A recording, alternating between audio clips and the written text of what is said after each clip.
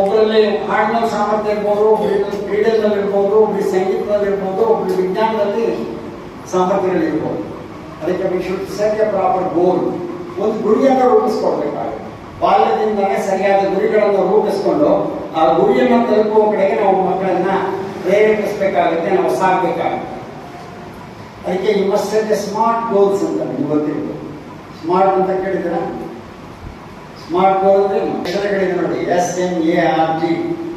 Smart ಅಂದ್ರೆ ಏನಪ್ಪಾ ಅಂತಂದ್ರೆ ನಮ್ಮ ಗೋಲ್ ಯಾವಾಗಲೂ ಸ್ಪೆಸಿಫಿಕ್ ಆಗಿರ್ಬೇಕು, ನಿರ್ದಿಷ್ಟವಾಗಿರ್ಬೇಕು ಅಂತ. ನಾನು ಏನಾಗಬೇಕು, ನಾನು ಮುಂದೆ ಒಬ್ಬ ವಿಜ್ಞಾನಿ ಆಗಬೇಕು, ಒಬ್ಬ ಸಮಾಜಶಾಸ್ತ್ರಜ್ಞ ಆಗಬೇಕು, ಒಬ್ಬ ಒಳ್ಳೆ ರೈತ ಆಗಬೇಕು, ಅಥವಾ ಯಾವುದೋ ಕ್ಷೇತ್ರದಲ್ಲಿ ಒಬ್ಬ ಆರ್ಥಿಕ ತಜ್ಞ ಆಗಬೇಕು.